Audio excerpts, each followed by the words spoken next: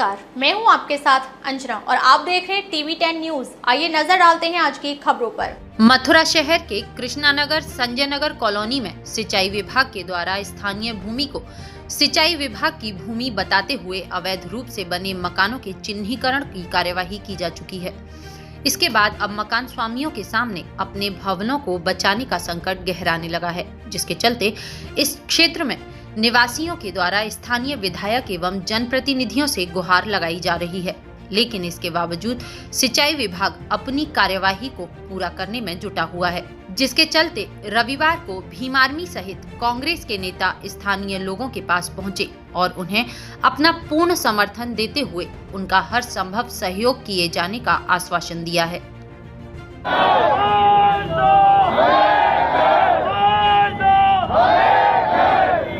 अभी चली लड़ाई है, आगे और लड़ाई है। अभी चली लड़ाई है, आगे और लड़ाई है। अभी चली लड़ाई है, आगे और लड़ाई है। अभी चली लड़ाई। मेरा नाम नरेश चौहान बाल्टी के सर। अच्छा, आज प्रशासन मकान तोड़ने की बात कर रहा है, क्या इसमें कहना चाह रहे हैं? सर ये कहना चाहता हूँ, मान लीजिए हम अवैध हैं, हमारी जगह अवैध है, हम भी लोग अवैध हैं।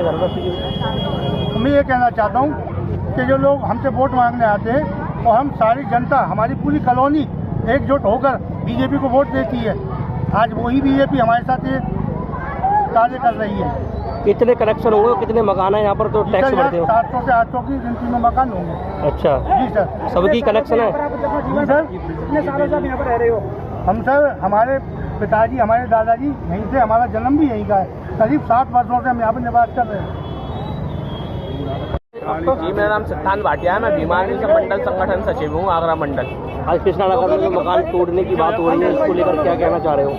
जो शासन प्रशासन ने वो मकान तोड़ने की ध्वस्तीकरण करने का आदेश जो दिया है, इसके विरोध में, इसके खिलाफ हम अपने समाज के साथ, अपने दलित समाज के साथ, अपने 800 परिवारों के साथ, उनके साथ कंधे से कंधा मिलाकर खड़े हुए हैं। हम मर जाएंगे, शरीर में लहू का कतरा, आखिरी कतरा जो है वो नौछावर कर देंगे अपनी समाज के लिए, अपने परिवार वालों के लिए, अपने मकान वालों के लिए। लेकिन एक कंकड़ी इधर से उधर होने नहीं देंगे, चाहे हमारी इसमें जान क्यों ना चली जाए। अपने परिवार के लिए, अपनी समाज के लिए अपने प्राणों की आहुति दे देंगे। ये शासन प्रशासन, ये सरकार शासन सत्ता कान खोलकर सुन ले। एक कंकड़ी अगर इधर से उधर हुई तो जिले भर में जिला पूरा चक्का जाम कर दिया जाएगा। जिला ही छोड़िए, अगर पूरे प्रदेश को बंद करने की बात आई तो भीम आर्मी पूरे प्रदेश को बंद करेगी और पूरे भारत वर्ष को बंद करेगी। संसद भवन घेरने की बात आती है तो संसद भवन घेरेंगे, विधानसभा घेरने की बात आती है तो विधानसभाएं घेरेंगे। लेकिन ये शासन प्रशासन को ये बता देंगे, ये ना सोचे शासन प्रशासन कि इन पीड़ित परिवारों का कोई नहीं है। ये पीड़ित परिवारों के साथ पूरे भारत वर्ष की भीम आर्मी कंधे से कंधा मिलाकर खड़ी हुई है। बड़े भाई चंद्रशेखर आजाद कंधे से कंधा मिलाकर खड़े हुए हैं। बड़े भाई हिमांशु वाल्मीकि इनके लिए कंधे से कंधा मिलाकर खड़े हुए, सड़कों पर उतरने का काम करेंगे। सरकार को बता देंगे कि हम कर क्या रहे हैं और कर क्या सकते हैं। कितने मकान लगभग बनने होंगे यहाँ पर? यहाँ 700 से 800 मकान की आबादी है। 1 मिनट में इनको उखाड़ फेंकना चाहते हैं। अगर ऐसा हुआ तो पूरे प्रदेश भर की सफाई काम व्यवस्था ठप्प कर दी जाएगी, पूरे प्रदेश को सड़ा दिया जाएगा। कनेक्शन वगैरह भी हो रहे होंगे तुम्हारे नाम से? कनेक्शन, यहाँ बिजली का कनेक्शन है, वाटर का कनेक्शन है, सीवर का कनेक्शन है और डूडा के मकान मिले हुए हैं। जो प्रधानमंत्री आवास योजना के जो मकान है वो सभी मिले हुए हैं। तो ये कैसे मिले हुए हैं? ये सरकार कहीं ना कहीं लिप्त है। जब ने इन्होंने झोपड़ी झप्पड़ तिरपालों में रहते थे तब इस सरकार को दिखाई नहीं दिया कि ये लोग आज इन्होंने अपने पेट काट काट कर अपने 40-50 साल की जमा पूंजी करके एड़िया घिस कर इन्होंने कमाया।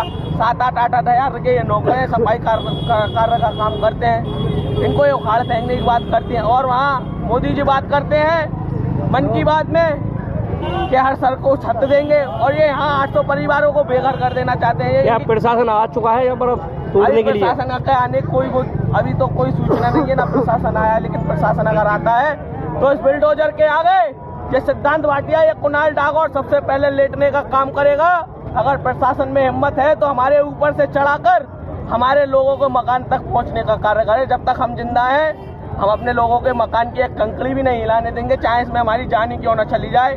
हम अपना कफन अपने कंधे पर डाल कर निकल चुके हैं। ये लीला कफनिंग ये शासन प्रशासन से सीधे टकराने का कार्य करेगा। और मैं अपने समाज के लोगों से कहना चाहता हूँ, अगर मैं इस समाज की लड़ाई में मर जाता हूँ, मेरी हत्या हो जाती है, मेरे प्राणों का बलिदान हो जाता है तो इस लीला कफन उड़ाकर मुझे मेरे परिवार वालों को सौंप देना। लेकिन समाज के जब तक मैं जिंदा हूँ तो समाज के हितों का शोषण नहीं होने दूंगा, समाज के अधिकारों का शोषण नहीं होने दूंगा, समाज पर शोषण अत्याचार नहीं होने दूंगा।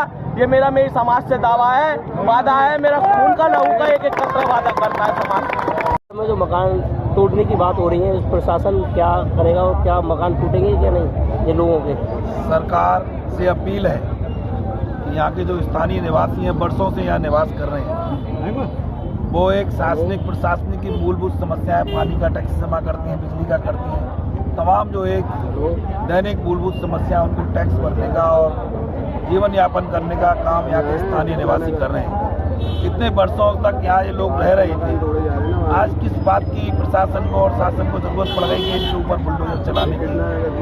इनके निशान जो लगाए हैं इनको भयभीत किया जा रहा है। मेरी शासन प्रशासन से अपील है, इसे तत्काल वापस ले और जैसे रह रहे थे ऐसे रहने दें। अन्यथा की स्थिति में इनको छेड़छाड़ की गई तो मथुरा जनपद की पूरी सड़कों को चक्का जाम कर दिया जाएगा और सरकार के जितने भी आला अफसर हैं उनको उनकी नींद आराम कर दी जाएगी। खुली चेतावनी है उनकी। कितने मकान लगभग होंगे यहाँ पर? करीब 400 साढ़े 400 मकानों को चिन्हित किया गया है।